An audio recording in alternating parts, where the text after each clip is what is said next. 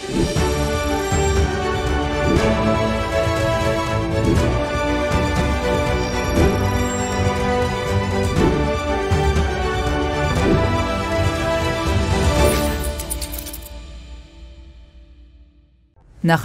գլխավոր գործընկերն է Converse բանկը, ֆինանսական աշխարհի ձեր հուսալի գործընկերը։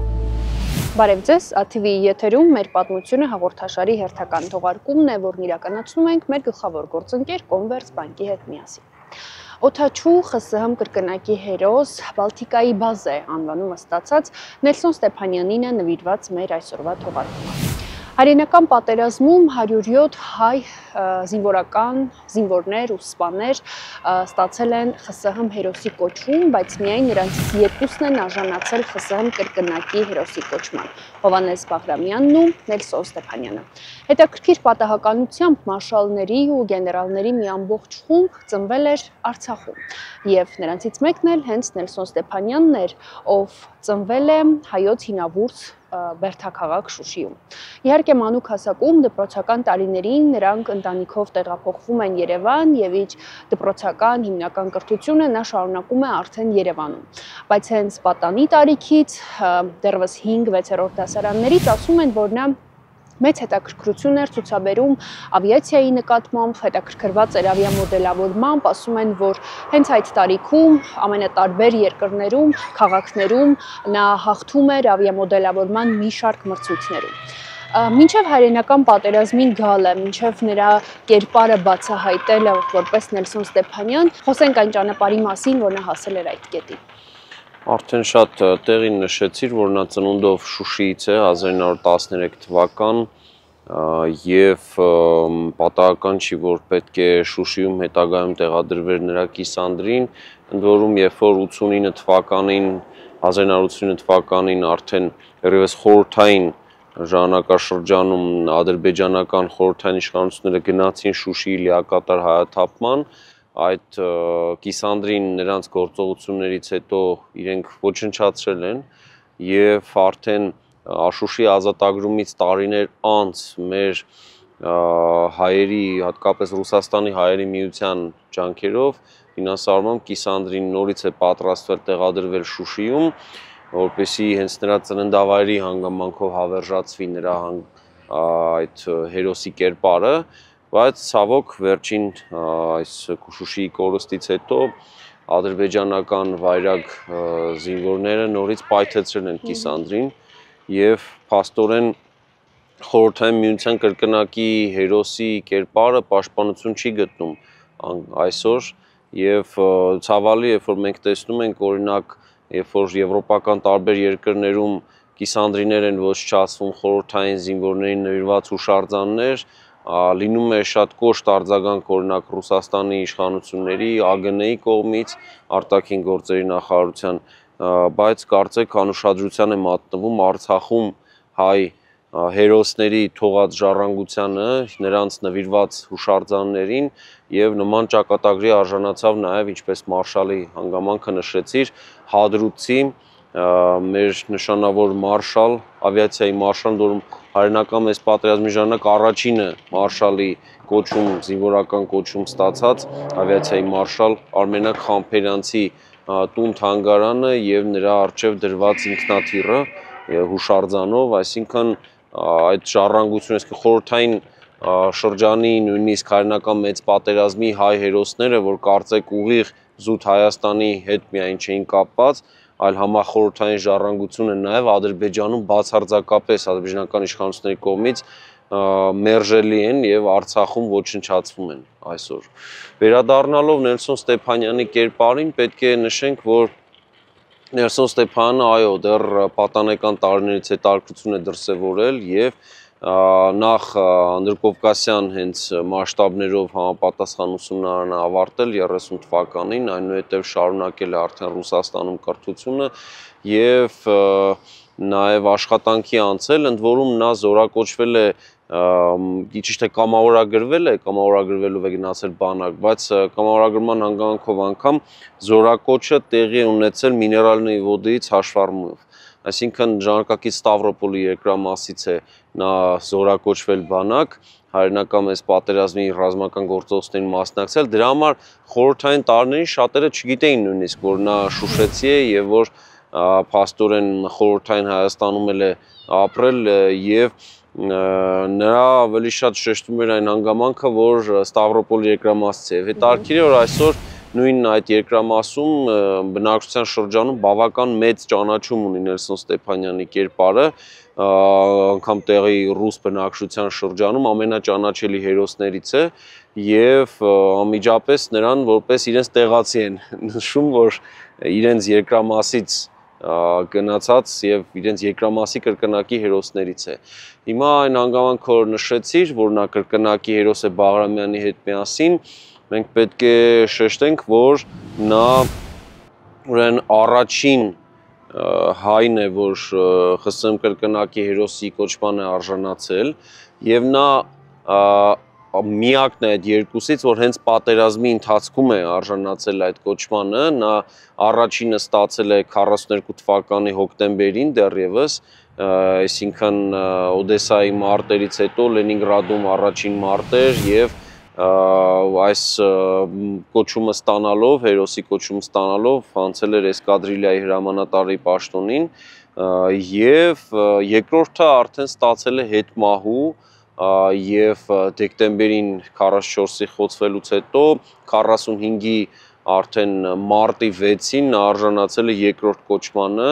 ԽՍՀՄ հերոս կրկնակի հերոս մինչև հայրենական մեծ պատերազմի ավարտը նա արդեն ԽՍՀՄ կրկնակի հերոս էր եւ երրորդ փաստորեն հանգամանքը նրան եզակի դարձնող նա առաջին մարտն էր ԽՍՀՄ-ում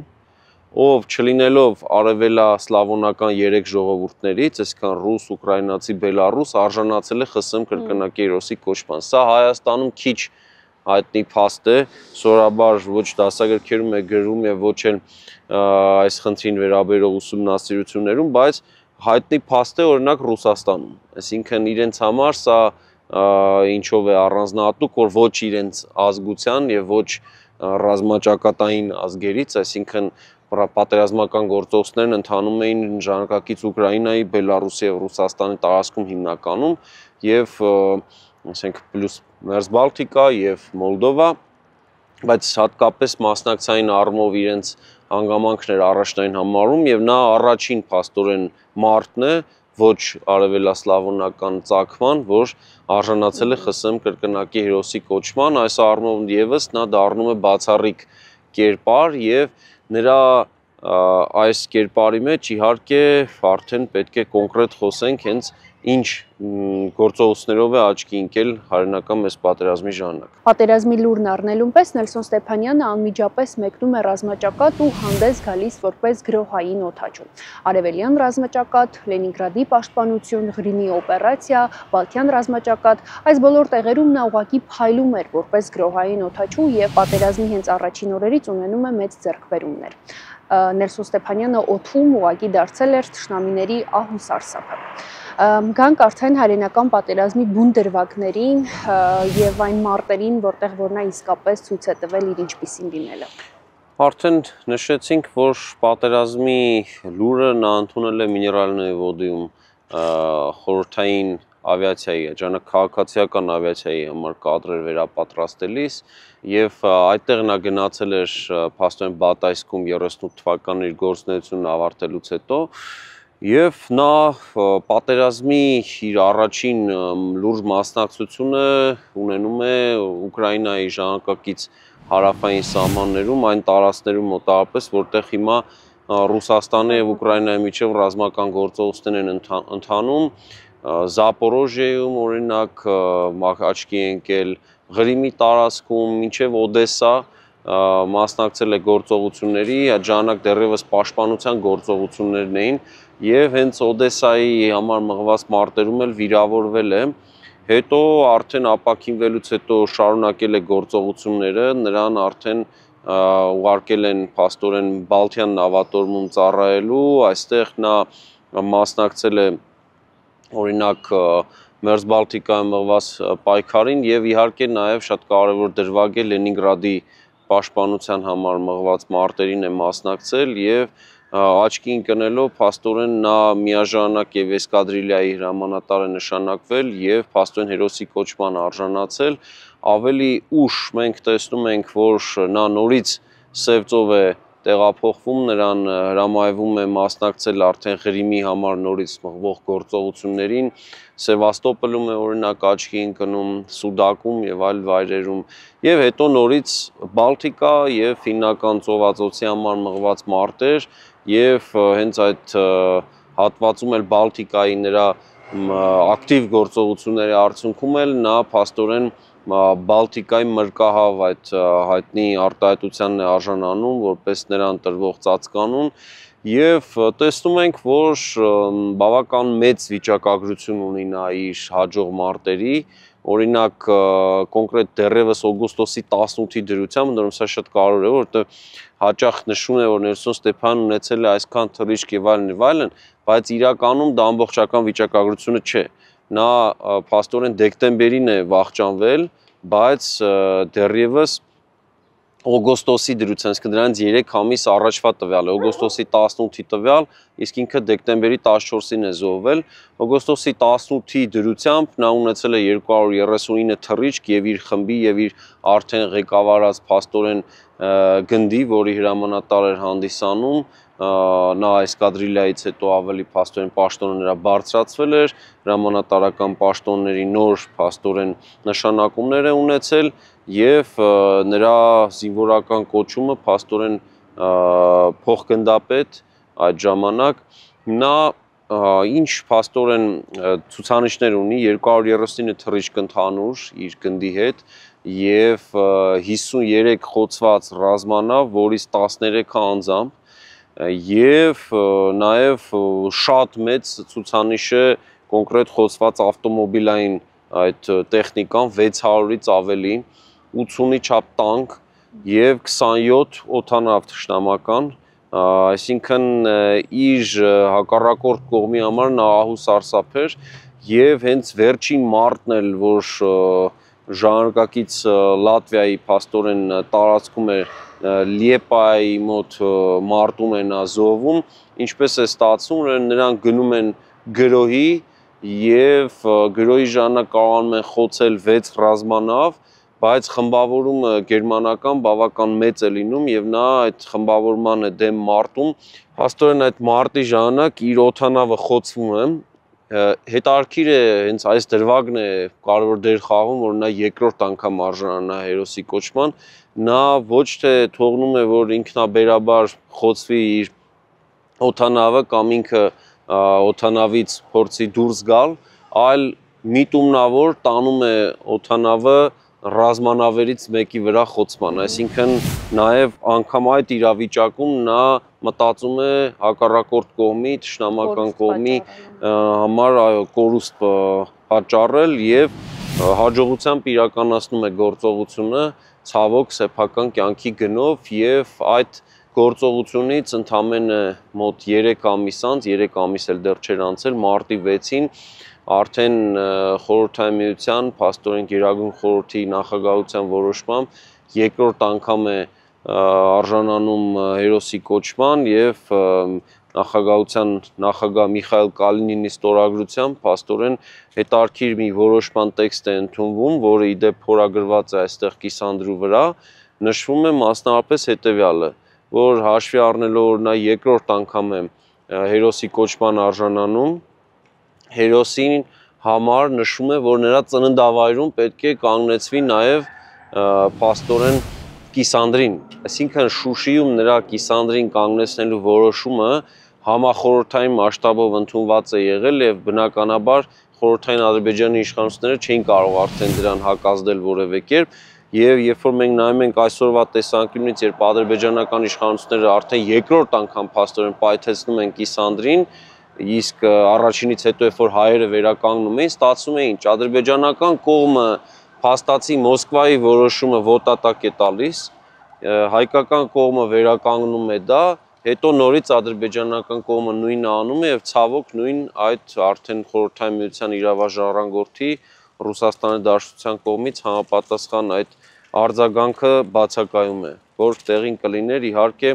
այդ հայրենական մեծ պատերազմի մասին պատմական ընդհանուր հիշողությունը, որ Ռուսաստանում շատ է կարևորվում, դա դրսևորվել էր նաև այդ պետության խորհրդային միության կրկնակի հերոսի նկատմամբ եւ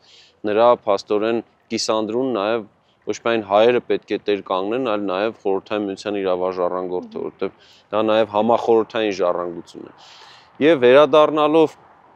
Նելսոն Ստեփանյանի ուրեմն հանգամանքին նաև նշենք, որ այս կիսանդրին, որի մոտ մենք կանգնած ենք, կանգնեցվել է 1950 թվականին մանկական այգում եւ այս գեղեցիկ հուշարձանի հեղինակները հետարքիր բան են արել, Արա Սարգսյանը, քանդակագործ եւ ճարտարապետ Գրիգոր Աղաբաբյանը հետարքիր լուծում են տվել, նրան պատկերել են երկու այդ աստղերով հերոսի կրկնակի հերոսի երկու այդ մեդալներով, շքանշաններով, այն դեպքում, երբ որ նա կյանքում երբեք այդ երկուսը չի գրել, որովհետև զոհվել է, այո, հետմահու է ստացել երկրորդ կոչումը։ Նրանք հավերժացրել են փաստորեն նրան հենց այդ երկու շքանշաններով, հենց ոչ միայն պատվանդանի վրա դրանք պատկերելով, այլ նաև պատկերելով հենց նրա կրծքավանդակի վրա։ Այսպիսով մենք ունենք մի հետարքիր կերպար խորհրդային միության պատմության մեջ եւ մասնավորապես հայրենական մեծ պատերազմի պատմության մեջ բացառիկ կերպար, ով առաջինն է եղել ոչ արևելասլավոնական ծագման ազգերից, որ ստացել է ԽՍՀՄ կրկնակի հերոսի կոչում, մարդ, ով որ զորակոչվել է կամավորագրությամբ ընդ ոչ բուն Հայաստանի տարածքից, բայց իր ամբողջ կենսափորձով, իր անցած ճանապարհով, իհարկե փոխկապակցված է եղել Հայաստանի հետ եւ հայկական ինքնության հետ։ Սա այն դեպքը չէ, կարող ենք ասել հայկական ծագմամբ ինչ որ մարդ։ Կոնկրետ հայ գործչի հետ գործ ունենք, ընդ որում նա նաև Երևանում իրեն հատկացված բնակարան է ունեցել, որ այստեղից քիչ հեռավորության վրա է գտնվում, Մաշտոցի պողոտա եւ Գրիգոր Լուսավորիչ փողոցի խաչմերուկում, այդտեղ նաև նրա հուշատախտակը կա։ Այսինքն այս մարդը փաստորեն մի կողմից համախորհրդային ժառանգության մաս է, մյուս կողմից հայկական, այո, միջավայրի համար կարևոր նաև սխրանքի օրինակ, որը մարտական գործողություններում վճռականություն ներշնչելու, հաջողության մղելու կարևոր կերպարներից մեկը կարող է համարվել։ Նելսոն Ստեփանյանը իր անունը ոսկե տառերով է գրել հայրենական պատերազմի հերոսական էջերում։ Պատահական չէ, որ գերմանացիները կրկնակի զգուշանում էին, երբ իմանում էին, որ օդում հենց Նելսոն Ստեփանյանն է։ Նրա մահը եւս հերոսական էր։ Ասում են, որ նրա հուղարկավորության ժամանակ պատերազմում հազարավոր զոհեր տեսած տղամարդիկ պարզապես երեխայի պես արտասվում էին։ Նելսոն Ստեփանյանի կյանքին ու գործունեությանը անդրադարձել են ոչ միայն հայ, այլև հոտարազգի մի շարք ստեղծագործողներ։ Իսկ Նելսոն Ստեփանյանին նվիրված մեր այսօրվա թողարկումը մոտեցավ իր ավարտին, մենք կհանդիպենք հաջորդ շաբաթ։ Նախագծի գլխավոր գործընկերն է Converse բանկը, ֆինանսական աշխարհի ձեր հուսալի գործընկերը։